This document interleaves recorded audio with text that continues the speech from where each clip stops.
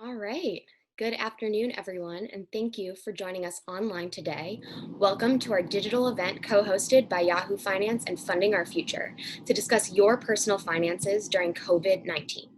My name is Cara Watkins, and I am the campaign manager of Funding Our Future, a coalition of over 40 organizations across the nonprofit, trade association, and corporate sectors, including our executive partners Charles Schwab and Edelman Financial Engines, all dedicated to making financial security and ultimately retirement security a reality for all Americans. I want to start this event by recognizing the framework for this conversation, which must focus on making this economy work for all of our families and our communities across the nation. Prior to this pandemic, the Federal Reserve found that while nearly 80% of white households reported they were doing financially okay, less than 2/3 of Black and Latino households could report the same. This crisis has only exacerbated these inequities. The unemployment rate for May is likely to come in at about 20%, and millions of those who have lost their jobs are struggling to collect the unemployment benefits to which they are entitled. Inequity is ingrained in our economic systems, and as our campaign seeks to elevate and discuss financial policy and the systems around it, we must address its disparate effects with a focused understanding of what's happening in our communities of color. We appreciate you tuning in to hear from our experts and encourage you to ask any questions you may have about the impacts of this pandemic on your personal finances. To ask a question at any point during this program, use the Q&A function in Zoom or tweet at us with @BPC_bipartisan and hashtag BPC Live. We'll be taking a few audience questions for the panelists during the first half of the program and more questions to close out the event with Rick Edelman himself.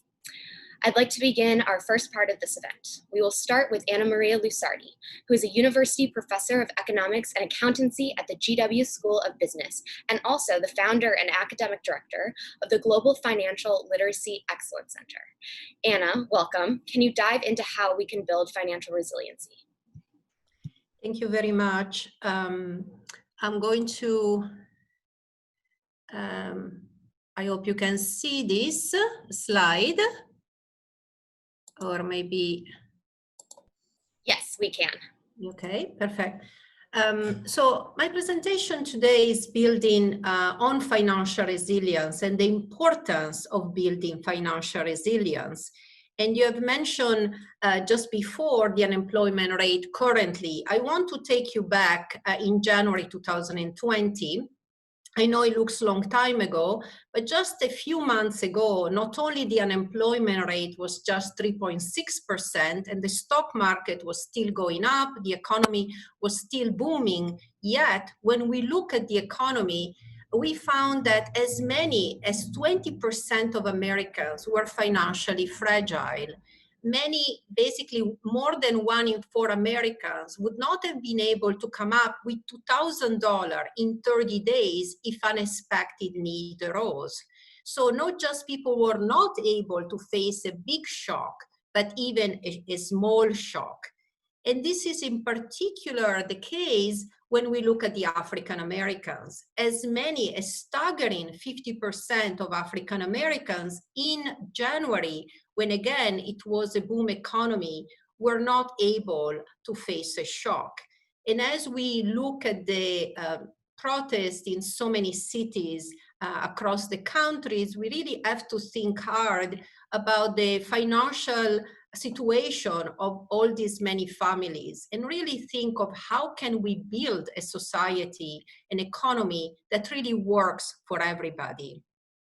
At GFLEC, what we did, we took out all of our tools in terms of research to build basically a financial resilient hub. We have posted online a lot of resources that we hope can help people deal with their personal finances in time of emergency. And what we did in particular is post 10 advices about personal finances that people can use to navigate through these turbulent times. This span from going to look for help where help is provided. For example, not just the public sector, but the private sector is offering, for example, delaying paying bills and credit card. Really try to rebuild a budget, a buffer stock of savings in a moment in which uncertainty is so high and is so much higher. You know, our horizon and our uncertainty is so much higher now than before. And how can we take advantage, for example, of this lower interest rate that the central bank has offered us at this time? And also, how can we take advantage of technology that now we have learned to use? How can we use it, for example, to find the best condition for our financial decisions? And also, how can we better manage that and protect our credit score so that there are consequences, that we don't pay consequences now and also in the future if, for example, our behavior now is going to make our credit score worse. And we have to be particularly vigilant also because we know that fraud really increases during time of crisis. And it's important that to watch out for fraud. And in particular, and of course, we need to take care of our health. We need to follow all of the suggestions that we are provided, you know, for example, from the social distances, to really be careful about wearing masks and what we do, because our health is so much more important. We have a lot more resources posted on our website, but I want to end with a picture and a photo that can remind us of the dear cost of, for example, not having precautionary saving to deal not just with a small shock, but with a big shock. This is a picture of the lines at the food bank a few weeks after the economy shut down because of the pandemic. It is really a reminder of the price we pay for this type of events and the price that the society pay, and in particular some group of the population which are so much more financially vulnerable. And that's why I would like to argue it's really important that we become and build a more financially resilient society for all. Thank you very much. Thank you, Anna. And I'd love to ask a follow-up question. So can you dive into how people can build precautionary savings and break down some of the practical tips on how people can implement them? Yes, I think, you know, we have spent a lot of time in providing resources, support, and ideas for how to save for retirement. And I think we have to use those suggestions as well to how to save for precautionary saving for the short term. So making that saving very easy, for example, automatically deduct from your paycheck, you know, a small amount to put for your precautionary saving, and to build precautionary saving could be a first step. But I also think at this current time where we are all at home and perhaps doing chores that in the past we pay somebody to do, that perhaps use that money that we have saved to build a buffer stock of saving, kind of isolate that amount, think it's a reward for yourself and for your future financial security, and use it to build, you know, a small buffer stock of saving. Do it continuously each time, each week, get in the habit of doing it, and think of building that financial security, because, you know, shock always happen, big and small, and it's very clear that, you know, we need to have that to better face the future in front of us and to better face uncertainty. It will have a good payoff. Thank you so much, Anna. Now I will turn this over to Janan Batar, Senior Policy Analyst at the Bipartisan Policy Center. Janan, can you break down this impact for student loan borrowers? Yes, thank you, Cara, and thanks for having me on today. So it's really important to know that prior to the pandemic, Americans were already struggling with their student loan debt. Just around half of new borrowers were reducing their balance after 3 years of repayment, and almost 2 out of 5 loans in the federal loan portfolio were delinquent or default in 2019. So we've learned through available research that some borrowers have much larger burdens than others, leaving Black and low-income borrowers to bear the brunt of outdated financial aid systems. In fact, for low-income students, those borrowers in the bottom income quartile, their average borrowing is around 225% of their annual income, compared to around 60% for middle-income borrowers and 30% for high-income borrowers. And we know Black borrowers face the largest debts. So typically a Black student enrolled in the early 2000s to complete a bachelor's degree, after 12 years would actually owe more on their loan than they took out for their program. So additionally, unsurprisingly, millennials face significant challenges. The Great Recession hit right as they were coming to age, and for the second time, we're heading into what could be an even deeper recession, disproportionately hampering their long-term financial prospects. But it's really important to know that student loans don't just affect young Americans. Actually, older Americans are the fastest growing group of college loan debtors. And the vast majority of them are borrowing for their children. So what did the federal government do? So in the CARES Act, they actually suspended payments and interest. So from March 13th to September 30th, all payments stop and the interest rate is 0 on the Department of Education loans.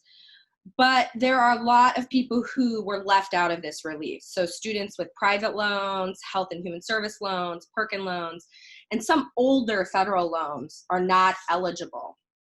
So what can you do?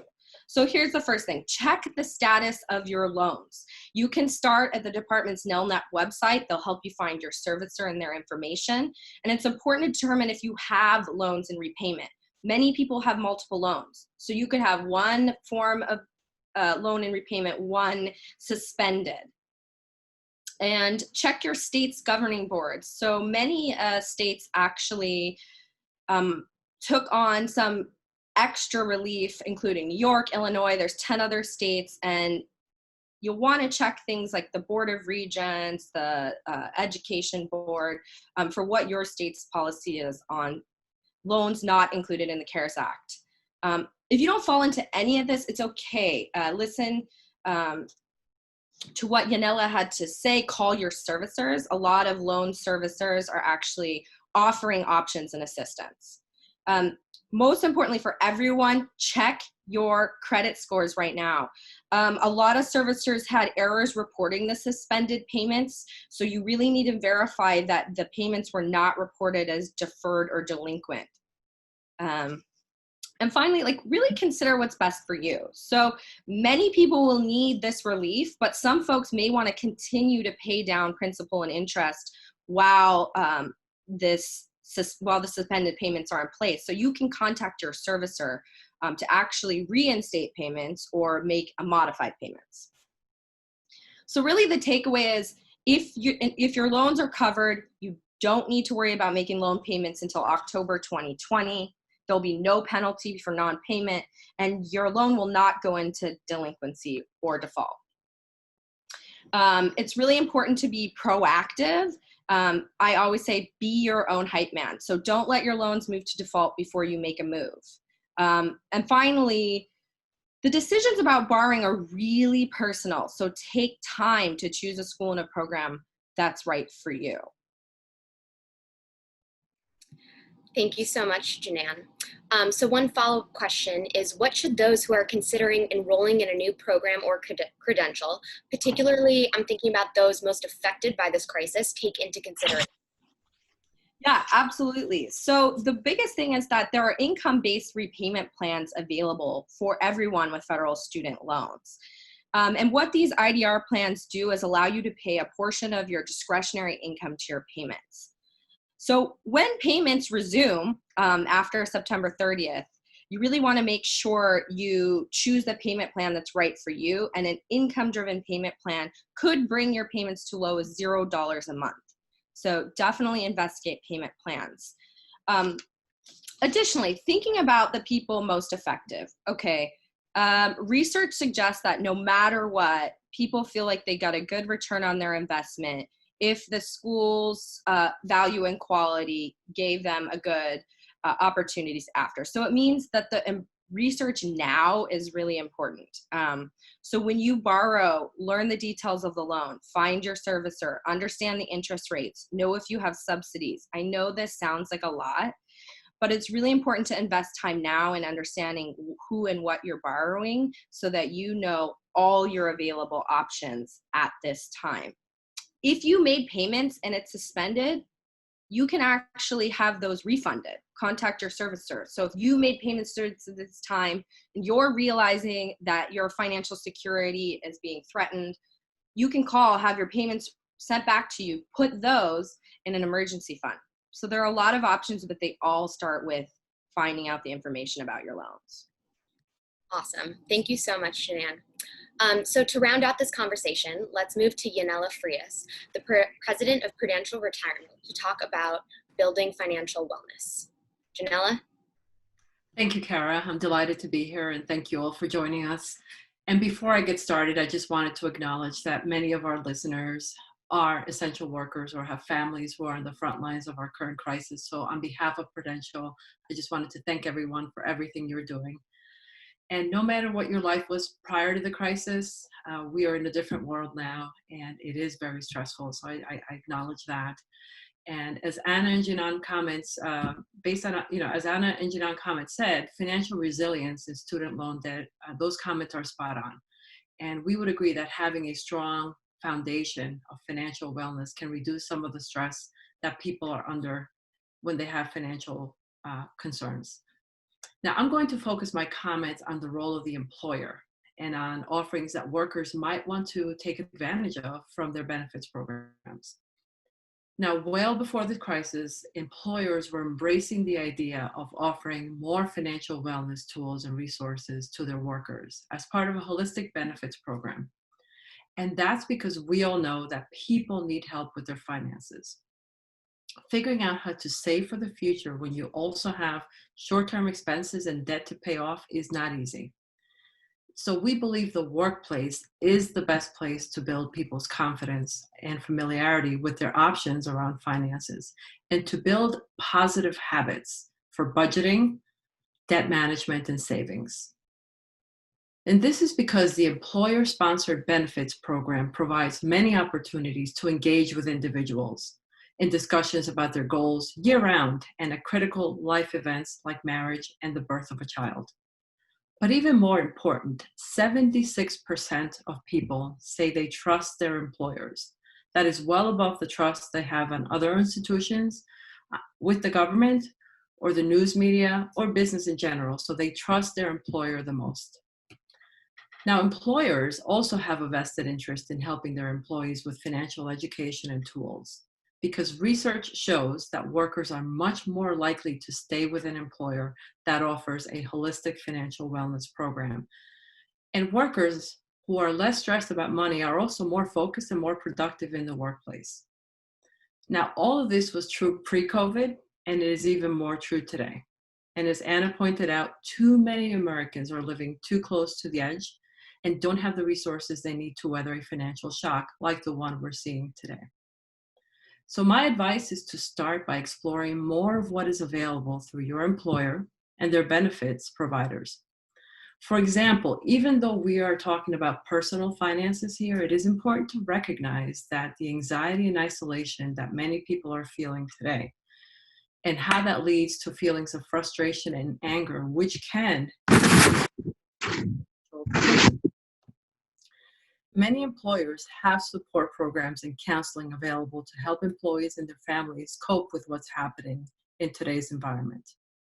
Also, given the economic impact of the coronavirus, in addition to the health issues, many employers are encouraging workers to learn new skills that can be leveraged into new job opportunities. And they're also offering more financial education and counseling opportunities. Benefits providers, for example, the provider that runs your retirement plan, are likely offering additional tools like checklists and calculators to help you make smart financial decisions. And then there's the CARES Act and the government-led stimulus efforts. Now, in addition to the student loan relief that Jinan talked about, the CARES Act made it easier for workers who participate in a retirement plan to withdraw money for short-term needs if they meet certain requirements, including being diagnosed with the disease or being directly financially impacted, and if their employer elects to make the CARES Act provisions available. The CARES Act allows penalty-free distributions, allows increased loan limits, and allows workers who have taken a loan that they are currently repaying to suspend those payments through the end of this year. Now, those are all options that workers might have available to them for short-term financial relief if they need it. Plus, many retirement plans have built-in provisions for hardship withdrawals, even if you don't meet the requirements of the CARES Act. Now, I would add caution here that individuals need to balance their short-term needs with their long-term financial flexibility and security, which is really what the retirement savings are for. We know that many individuals will have to make tough decisions and trade-offs to make it through the next few weeks and months, but I would encourage them to only take money that they've earmarked for long-term goals if they absolutely need it. I know this may seem impossible right now, which is why exploring all of your financial options is so important. And I know these are tough times, but we have been through tough times before. And I think we will emerge stronger as we have before. I'm optimistic that this time will be the same and we will be stronger coming out of this crisis. Thank you so much, Janella. So speaking of the future and of the workplace, it's especially how important it is in the workplace to access these benefits and education. I wonder if you could speak about your thoughts on how the workplace may change post-crisis. Yeah, that's a great question. And I believe the workplace will be very different coming out of the crisis. This experience will have a lasting effect on all aspects of our life, including how we work. And I think really the workplace will become much more of a collaboration space, a place where we go to engage with colleagues and engage in team activities. And individual work will be much more consistently done at home. I think we have proven, not only in the US, but globally, that we can be quite productive virtually and working from home. So I think that will become much more prominent. And I think we'll see much more virtual meetings and training sessions in the future, even in workplace settings. So I think that will change fairly significantly. In terms of financial wellness, what we've experienced makes financial wellness even more important in the workplace. I know that every employer that we speak to every day is looking for new ways to shape their benefits programs to really optimize their benefit dollars to help workers through these kinds of shocks, should they happen again in the future. And as we've seen before, and we know they will happen again in the future. And then lastly, I think, given the environment we're in this country, I think it is critically important to recognize that the workplace also has to consistently ensure that we're inclusive and that we celebrate our differences. Obviously, as a mother, an American, and an immigrant from Cuba, I'm very, very touched and disturbed by the events happening in our country. And I think we can do better. We must do better. And I think we can start that at the workplace. Thank you so much, Janella. And thank you to our panelists. As a reminder for viewers on the line, if you have a question for these panelists, we'll be answering these questions right now. So use the Q&A function on Zoom to ask your question. We have two questions about student loans. So Janan, not to put you on the spot, but our first question is around how does the student loan deferment affect folks who are currently enrolled in the public student loan forgiveness program? Yeah, thank you, Cara. So if you have loans that are suspended by the Department of Education, not by another state or your servicer, by the Department of Education, any of those payments for public service loan forgiveness, the TEACH program, the health services program, any of the suspended payments during this time count toward qualifying payments for your program. So if you were in a qualifying payment plan, meaning an income-based repayment plan, and you had already applied and were in the public service loan forgiveness program, and your loans have now been suspended, these payments count towards forgiveness. Awesome. A follow-up question. One viewer is asking, what is the implication of refinancing a current 7% loan? And would the 25-year forgiveness nullify if they refinance their current federal student loan? So I'll answer it directly and then I'll give some more general advice. So if you refinance or consolidate your federal loans, you will lose your qualifying payments toward loan forgiveness. So you always have the option to consolidate your federal loans into one direct loan that would be eligible for these relief options. But I would highly, I would urge people to understand that you would have 0 interest rate for this period or any other relief periods, but the interest rate on your loan may be higher than what you are currently paying once the relief ends. In addition, when you consolidate, any outstanding interest will capitalize, meaning if you had any outstanding interest, it's added on your principal balance when you consolidate. So when you think of those two things together, it might not be the best move for someone looking for help now. I would say, like, the biggest thing to remember is that these are a little bit different decisions than normal. You really want to think about what's going to be best for you and your family, your budget, to ensure you have the financial resources to stay safe and healthy for the duration of the pandemic. Thank you. This next question is geared towards Professor Lusardi, and it's around, I wonder if you can talk, Anna, about how you think financial education, especially in higher education in the US and globally, may change, including basic concepts of financial planning post this crisis.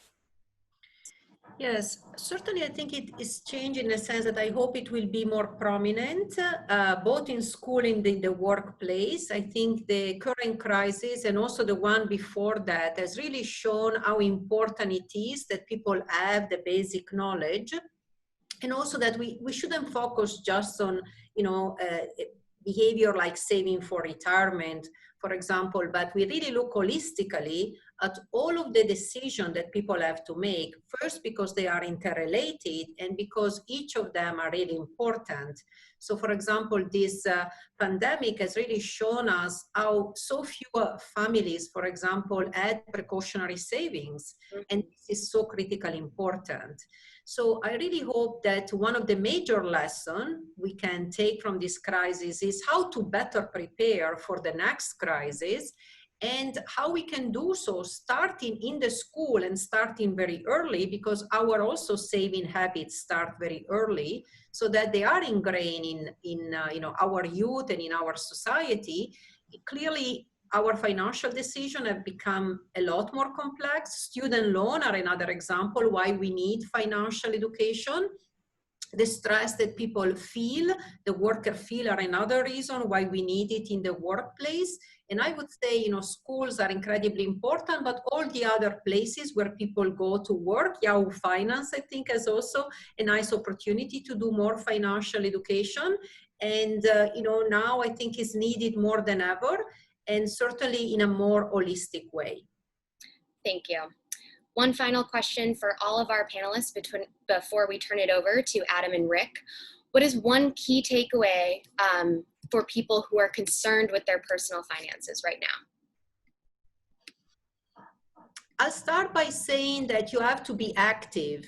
In finance, ignorance is not bliss, and inaction is often not bliss. You have to take care of your finances in order to make progress, in order to achieve result. Often our inaction is not save, not pay attention, not look for the best conditions, and it's really important and timely now that we do so. Mm-hmm. Thank you. Janan and Janella, any other final thoughts on takeaways before we turn it over? Yeah, so maybe I'll start. And I think the one key takeaway I would stress is the importance of emergency savings. And Anna spoke about it. She referred to it as precautionary savings, but it's really that rainy day fund. And when you think about the majority of Americans not having many savings, not being able to afford a $500 emergency, when we experience an event like the current crisis and a large portion of the population loses their job, they don't have savings to rely on. And you saw that long food line. And I think it is important for everyone to make sure that they have that rainy day fund, because things will happen and crises will happen, and we always need to be prepared. And emergency savings is very core to financial resiliency and well-being. Mm-hmm. Thank you. All right. Well, thank you, Anna, Janella, and Janan. Now I'm going to toss it over to Yahoo Finance's Adam Shapiro, who will lead a conversation answering your financial questions with the founder of Edelman Financial Engines, Rick Edelman himself. Adam, please take it away. And thank you very much, Kara. Good to be with all of you. And there's Rick, he has popped in. Let me give you a bit of a background in case you don't know. Rick Edelman is not only the author of more than 10 books, some of which are New York Times bestsellers on personal finance and investing. He is also the host of a weekly radio show syndicated to more than 100 stations nationwide. He is the founder of Edelman Financial Engines, and he's joining us now to answer the questions a lot of people have about investing in a COVID type or a coronavirus pandemic. Rick, good to see you. You too, Adam. Good to be with you. We've got questions loading up, but I want to start very basically. Whether you do it on your own or whether you have a financial advisor, what are maybe 3 key things all of us need to address or consider as we map out a financial plan to get through this crisis? Yeah, the world has totally changed on us, hasn't it, in the past few months? And we thought we were dealing with one pandemic, and the events of the past week with the murder of George Floyd has shown us that we're really dealing with 2 pandemics simultaneously. One, frankly, far worse than the other, as it's been infecting our nation for 400 years. So we need to come to grips with the fact that life is far more complicated, that circumstances are far more difficult, and we're not going to have a ready fix to this on a national scale. The economy is doing very poorly. It is projected to continue doing so. The Congressional Budget Office just today released a report saying that they expect the economy to take 10 years before it recovers. We've already got 40 million Americans unemployed. Many are projecting that number to get a lot worse. And so we can't take anything for granted, let alone the lack of equal opportunity that exists in our country that is now become dominant in our minds, and rightfully so. So what do we need to do about this? Well, first is to recognize that most people make a fundamental mistake about the economy. Most people think the economy consists of 2 parts, good times and bad times. That's simply not true. There's no such thing as good times.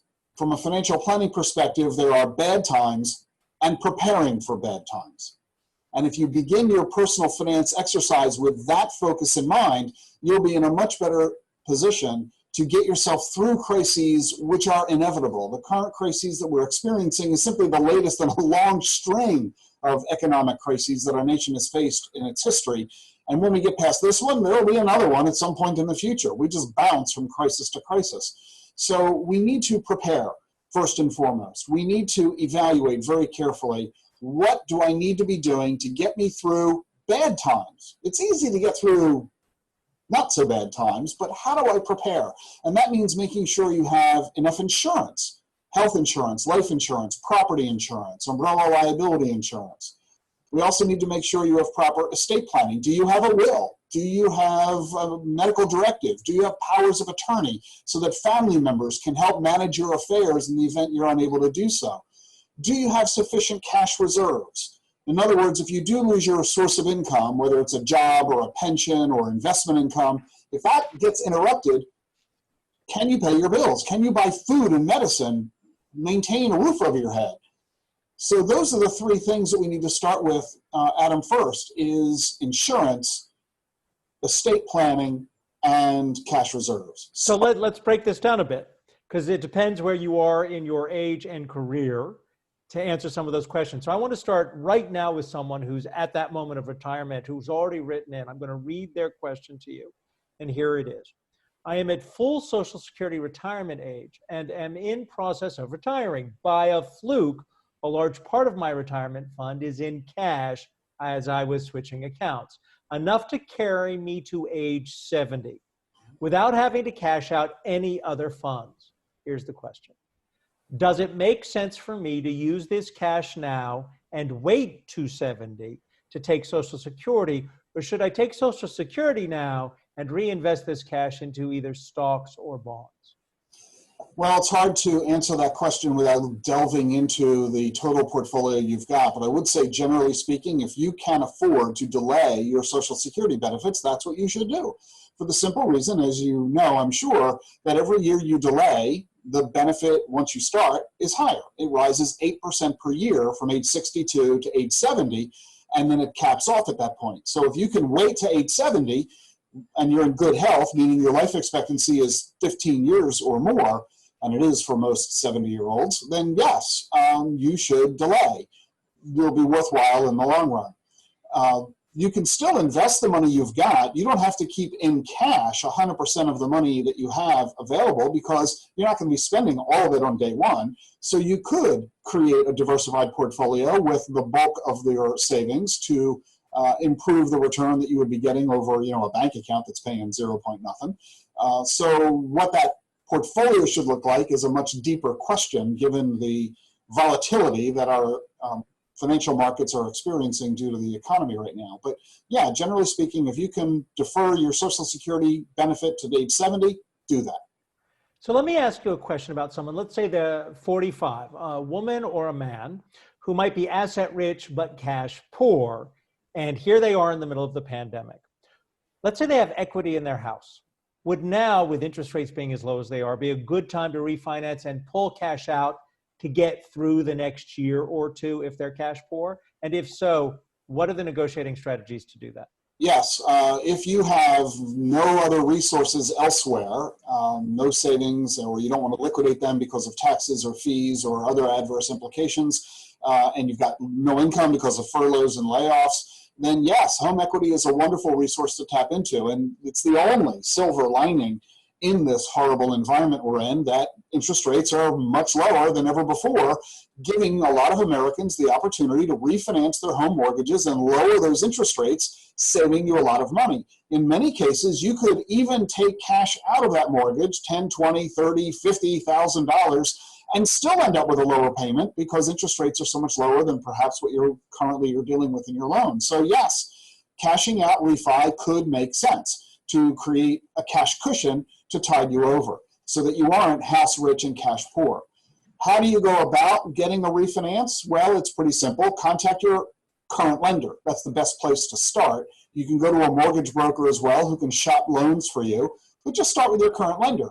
And through a nifty program, you might be able to avoid the hassle of a full-blown refi, because we all know what a lot of fun that is, all that massive paperwork and the appraisal and the fees, and it takes months. It's just such a nuisance. You might be able to skip all of that, or a lot of it anyway, by doing a recast or a reset instead of a refi. What's the difference? Well, with a full-blown refi, you're throwing out the old loan and getting a brand new loan. With a recast or a reset, you're keeping your current loan, and the only thing you're changing is the interest rate itself. As a result, the paperwork is a lot less. Wait, let me stop you right there on a recast. The bank can let's say you're at 4%. The bank can say, we're going to just change this from 4 to 3.5%. Do I have to put money down to get that to happen? It depends on the institution and their policies. In many cases, no, you don't even have to put money down. In other cases, the bank will want you to make an additional down payment. That kind of contradicts those who are trying to do a cash out refi, because you want to get money out, put money in. So you have to talk to your lender about it. But here's the neat thing. Because interest rates are so low and so many people are taking advantage of it, it becomes a buyer's market. You literally call your bank and you say, I want you to improve my loan rate, because if you don't, I'm going to go to a competitor and take my business to them. Banks know that, so they might as well give you the lower rate. They'd have to give the lower rate to a brand new customer. They might as well give it to a current customer and maintain loyalty and goodwill.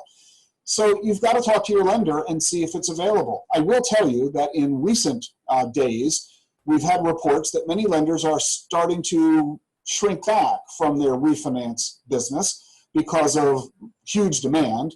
With everybody working from home, they're having trouble meeting the demand.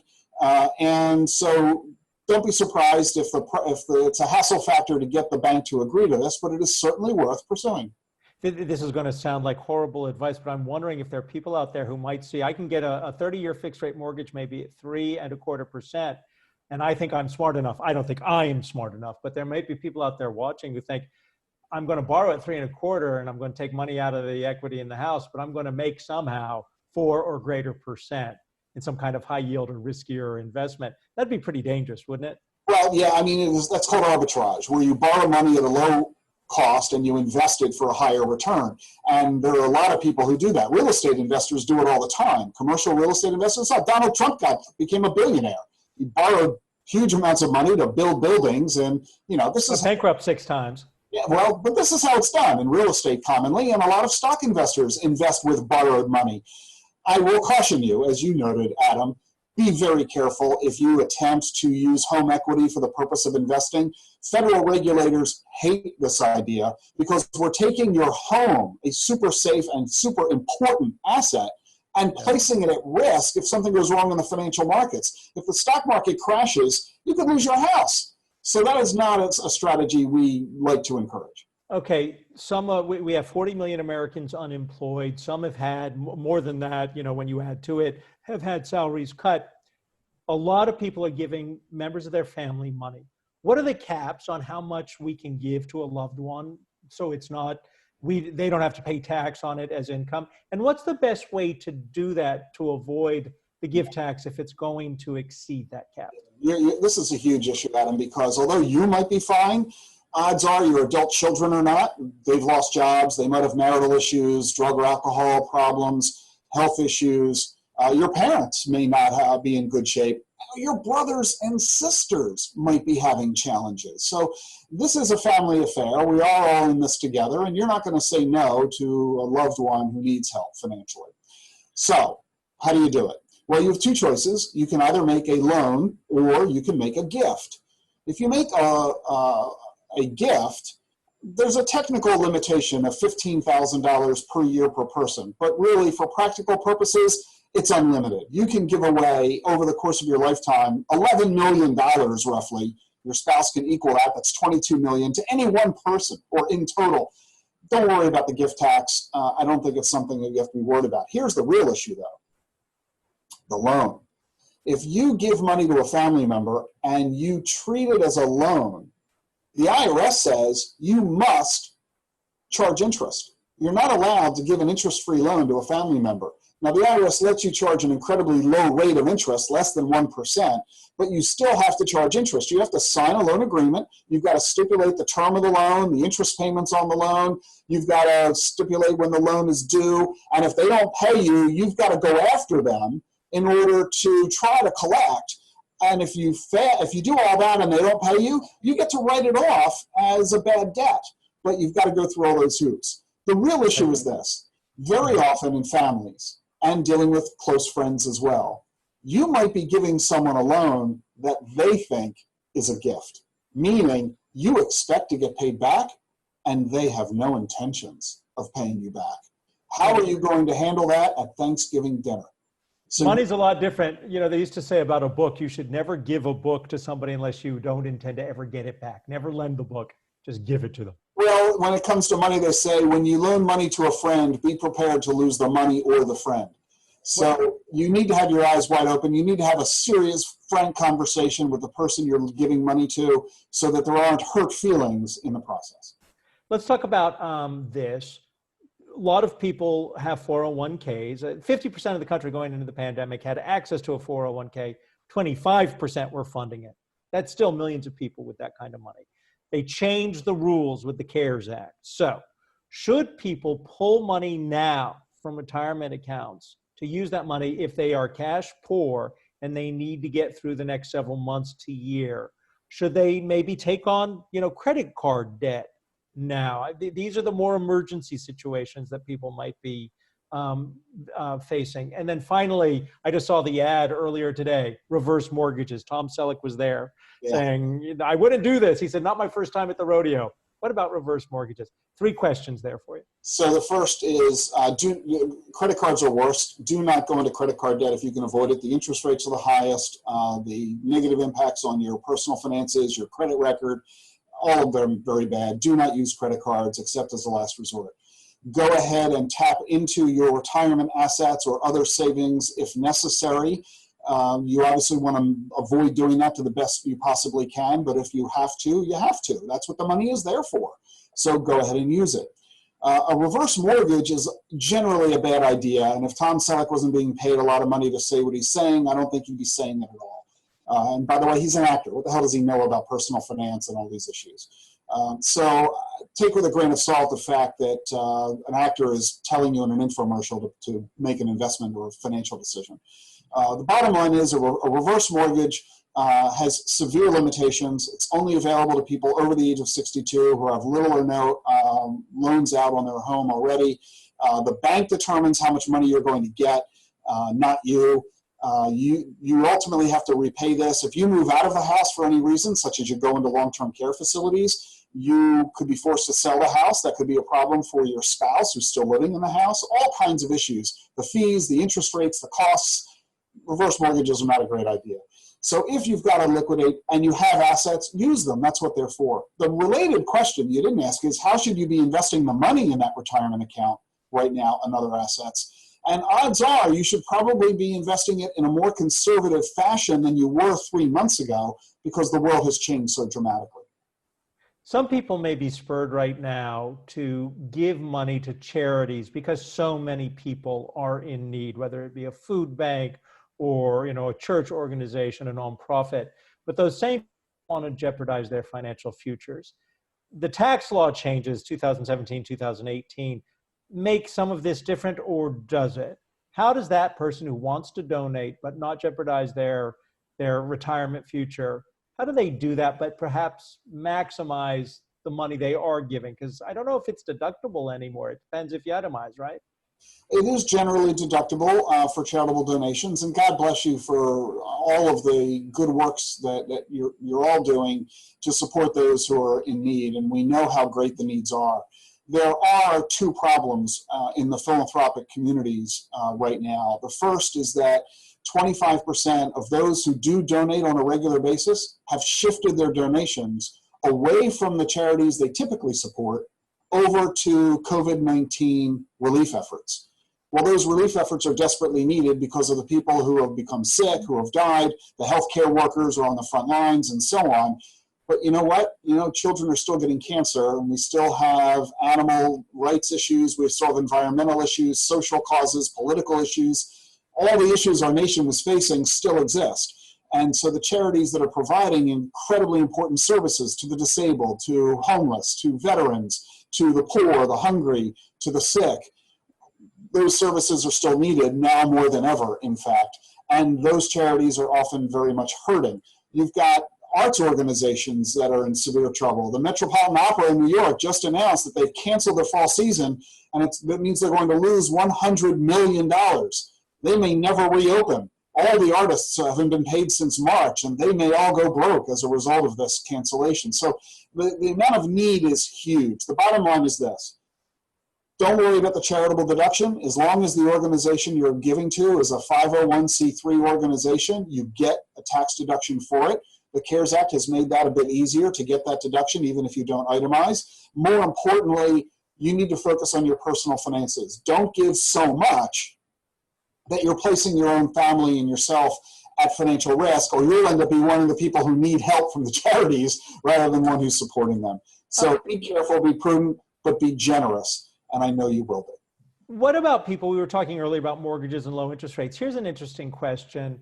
What about paying off more principal now and shrinking the size of the loan from, say, 15-year to 10-year? You can do that without even refinancing, just by accelerating the payments. Does it make sense to do that now? No, it doesn't. It can be tempting to do that, but think about it. If you take 10 grand and give it to the bank, you will lower your monthly payment by only a very small amount, $50 or thereabouts. Well, why would you trade $10,000 for $50 a month? That's a really bad deal. Better to keep the 10 grand and pay the $50 a month out of it to help make the mortgage payment. In other words, in an economic crisis like the one we have, you don't know if you're going to get sick or not tomorrow. You don't know if you're going to get furloughed or not tomorrow. You don't know if a member of your family is going to get sick or furloughed, causing you to provide financial support to them. If you take cash and give it to the bank, you'll never see that cash again. It becomes unavailable to you. Cash is king in a financial crisis. Liquidity is essential. And if you've got a lot of great liquidity, great. Keep it. Hang on to it. until you might need it. Okay, so now the how much is great. How much liquidity? And these, for instance, we hear in retirement you're going to need a percentage of your pre-retirement income, but people factor that differently. Are you still going to have a mortgage? So first, for those who aren't retired, how much truly do I need to have set aside? Well, I'll give you a number for everybody, retired or not. Prior to the pandemic, my colleagues and I at Edelman Financial Engines would routinely tell our clients to keep anywhere from 3 months worth of spending to 12 months, depending on how secure their income stream is. You know, if you're a military service member, you're a federal employee, you're a retiree with a pension or Social Security, your income is pretty darn secure. So 3 months of income and savings is plenty. But this is COVID-19. Massive furloughs. We don't know what's going to happen next with people getting sick and the economy weakening. So we are now telling our clients 12 to maybe 24 months of spending in cash reserves. Now the key word there is spending, not income. How much money are you spending on a monthly basis? Due to the lockdown, you're probably not spending a whole lot of money at all. You're not buying gasoline, you're not going out to eat, you're not traveling, you're not spending the money you were. So look at the expenses of the last 2 months. Times 12. Maybe If you have extra above that, if you're blessed and have more than that, is there having too much liquidity? I mean, because interest rates are so low, you're not going to get anything in the savings account. What do you do with the excess if you got the 24 months? Then you might consider adding it to your diversified portfolio, but I would caution you that the markets are extraordinarily volatile. Bonds aren't paying very much. The stock market may crash like it did in 07 and 08 and 09. So we don't know what's going to happen until this is over. So any money you invest, you have to acknowledge there could be massive volatility. Prices could drop dramatically. So if it were me, what I would recommend is that you dollar cost average. In other words, if you've got plenty of cash, you got 50 grand that you don't need for cash reserves, don't invest 50 grand into your investments all at one lump sum. Invest 5 grand a month over the next 10 months. This way you'll smooth out the volatility and reduce your risks.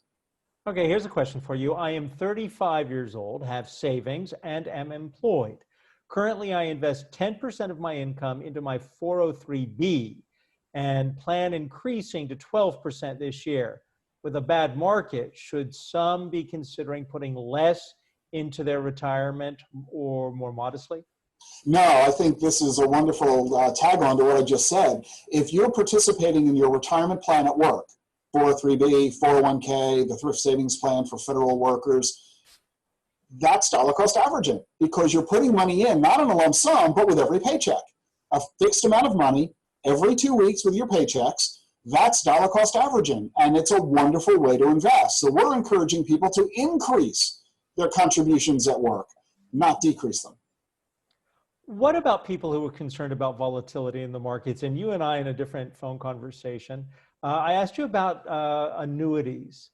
People get really afraid depending on their experience with annuities. Is this something, as one popular TV advertisement always says, run for the hills, don't do it? Or I heard from people at BlackRock, who guest on the program I host at Yahoo Finance, 30% of your total retirement portfolio as an annuity, if you want to avoid volatility and risk, is not inappropriate. What do you say to that? Well, let's remember BlackRock manufactures those products and makes money selling them. So take that with a grain of salt. And I'm a big fan of BlackRock and Larry Fink. We place a lot of our clients' assets in iShares ETFs. But having said all the above, we're not fans of annuities. They have a lot of balls and chains, a lot of fine print that leads to regret for a lot of people. So we're not really huge fans of the lack of flexibility, the lack of liquidity that those products offer. The better thing is to recognize your overall total financial situation. And that means this. I am not worried about America. I'm not worried about our economy. I'm not worried about our stock market for the long term. We will get through this crisis just as we've gotten through every crisis in our nation's history. 10 years from now, I'm convinced the stock market will be higher than it is today. The problem is not therefore with the investment community. The problem is with the investors. Meaning, I'm not worried about your stock fund. I'm worried about you owning the stock fund. If we have a repeat of what happened in 2008, when the S&P 500 fell 57%, millions of people sold at the low, out of panic, and they sat in cash for the last 12 years. Even though the S&P tripled in value, those people froze in time at those low prices. Could that be you? Might you panic if the market goes bad, if the economy gets worse, if the news becomes even more horrific than it's already been? Not sure how it can, but who knows? Might you panic and sell, do the wrong thing at the wrong time for the wrong reason? I'm worried about you. You need to truly evaluate your emotional state in addition to your financial state to evaluate whether or not you've got what it takes to hang in there for this roller coaster. Because if you don't like roller coasters, you'll be better off on a merry-go-round. And that would lead you to making fundamental changes to your investment portfolio, and better to do it now when the Dow is still at 25,000 than when the Dow is at 15,000. So, toughest question I've had to ask a financial advisor in my many years. I've been doing this for 30 years since I've been employed at 21. And I was, how much do you get paid? And it was my cousin. I had to ask my cousin, who handled a portion of retirement for us, how do you make your money? What are the questions people need to ask their money manager, their financial advisor? And their differences depending on who that person is, if they're a money manager or an advisor, right? Yes, and that is one of the two most important questions we counsel our clients to ask. My first book, The Truth About Money, had 18 questions that you should ask your financial advisor. We post them for free on our website at Edelman Financial Engines. And that's the second most important question. How do you get paid? What is this going to cost me? You should not be embarrassed to ask, and they should not be embarrassed to answer. You've got to make sure that they're answering honestly and legitimately. Too often we see abusive sales practices, fraud and misleading comments where people are dismissive about how they get compensated, the commissions they earn, the size of those commissions, etc. The question you want to ask truly is this: if I were to hire you, what would the total costs be that I pay? In other words, I don't care how much you get paid. That's only part of the equation. In addition to what I pay you, what does it cost me to buy whatever it is you tell me to buy? If you're going to tell me to buy annuities or insurance or non-traded REITs or mutual funds, what are those going to cost me? I want to know the total all-in amount, and I want to know in writing. Registered financial advisors, people like me, will provide this disclosure upfront, immediately to clients, even without being asked. We automatically provide it to our clients so that you know exactly what the total costs you will pay are going to be. And then part of those costs are taxes. What are the annual tax liabilities of following your strategies? Because that's a cost you end up having to pay. So you want to know all in. If the advisor isn't willing to tell you upfront and in writing, go find another advisor. Rick, I want to wrap with this question for you. And you could address this to 21-year-old me or to people 30 or younger who are still starting out and may not be making a lot of money. I mean, that first job I had a second job at Charlie's News in Sarasota stacking magazines because I couldn't pay the rent and put food on the table. How do you save when you're in that situation? You know, if you're someone who's barely making above minimum wage today. The best trick when you are struggling financially, and we all do when we're young, is to pay yourself first. In other words, you're going to have bills to pay. And what most people do is say, after I pay my bills, I'll invest and save whatever's left. And guess what? Nothing's ever left. So treat yourself as a creditor. Treat yourself like Visa. The first thing you do when you get your paycheck is to write a check to yourself. Then go ahead and pay all your bills. Your money will be gone, only now they'll be gone with money saved. And the best place where you can write this check to yourself is in your retirement plan at work. Join that plan, and that's money you'll never even miss because it's debited from your pay before you ever get the paycheck. So pay yourself first. It's the best way to start. Rick Edelman, thank you very much. Rick Edelman again from Edelman Financial Engines. Thank you. I'm going to throw it back to Cara. Thank you so much, Adam, and thank you, Rick, for your time. So to conclude, we hit on a lot of key issues for households to consider as we navigate through this uncertain time. Thank you to our panelists, our co-hosts at Yahoo Finance, our partners from Funding Our Future, and everyone who tuned in today.